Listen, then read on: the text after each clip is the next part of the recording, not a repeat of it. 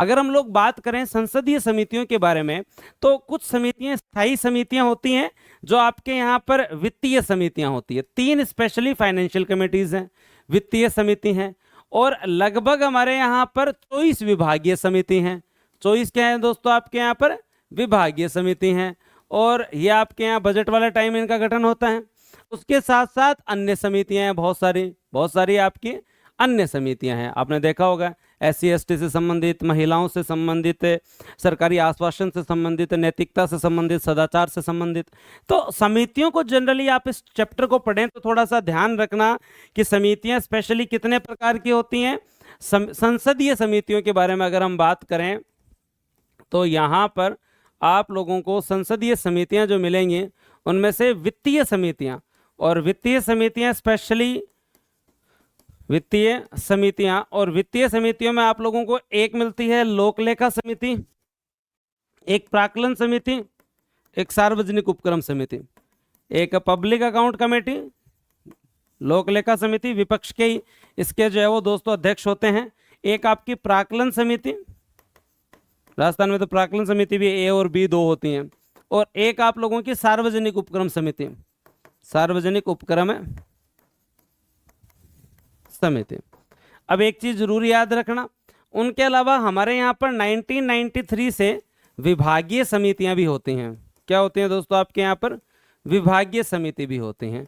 विभागीय समिति लगभग आज के दिन जो है वो 24 डिपार्टमेंटल कमिटीज हैं। इनमें से लगभग 16 तो लोकसभा अध्यक्ष के अंडर रहती हैं, और 8 जो है वो राज्यसभा सभापति के अंडर होती हैं। और बजट आने के बाद बजट पे पूरा मामला जो है वो ये समितियां ही देखती हैं।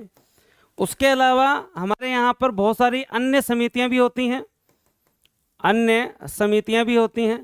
और अन्य समितियों में अगर हम देखें तो आपको SC/ST से संबंधित समिति है ना, या महिला संबंधी समिति, महिला सशक्तिकरण की समिति हो, चाहे सदाचार की समिति हो, फिर बाद में अलग कमेटीज भी हैं, सदाचार समितियां भी। उसके अलावा हम पॉलिटी में देखते हैं कि एक आपकी जो है वो परवर समिति बनती है और एक संयुक्त समिति बनती है। एक आपकी जो है वो ज्वाइंट कमेटी और सिलेक्ट कमेटी, परवर समिति। जब एक ही सदन चर्चा करे तो परवर, और दोनों सदन चर्चा करें तो ज्वाइंट। अब इनका जो 3 का गठन हुआ है, इन 3 को जरूर पढ़ के जाना। और कोई व्यक्ति इन समितियों के बगैर एग्जाम देने जा रहा है, करंट अफेयर तो अपनी जगह है, पॉलिटी ढंग से पढ़ के जाना। करंट अफेयर तो अपनी जगह है, पॉलिटी ढंग से पढ़ के जाना, याद रखना।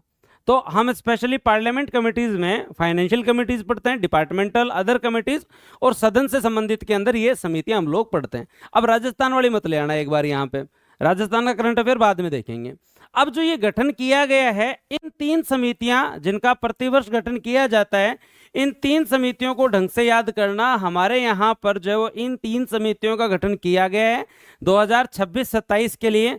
लोक लेखा समिति जिसके अध्यक्ष KC वेणुगोपाल हैं, क्योंकि विपक्ष जो मुख्य विपक्षी दल है, लोक लेखा समिति का काम जो है वो दोस्तों मुख्य विपक्षी दल का जो नेता होता है उसके द्वारा, तो मुख्य विपक्षी दल अपने कांग्रेस है, वहां से KC वेणुगोपाल।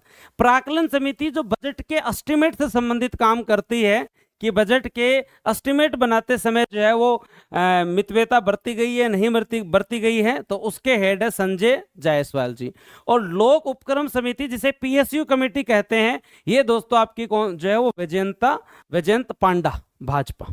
इनको ढंग से याद कर लेना भाई, इन कमेटीज को जो है वो दोस्तों आपके यहाँ पर ढंग से ही याद कर लेना, बहुत इंपॉर्टेंट है, बहुत इंपॉर्टेंट है। केंद्र सरकार की अनुसूचित जाति जनजाति समिति भी बनी है, जिनके फग्गन सिंह कुलस्ते साहब हैं। महिला समिति भी बनी है। ये वापस कमेटीज बनी हैं, और इन समितियों को ढंग से याद करना। अब मैं पॉलिटी में जाऊं तो बहुत टाइम लग जाएगा, लेकिन फिर भी एक बेसिक ओवरव्यू तुम लोगों को जो इन तीनों समितियों का दे देता हूं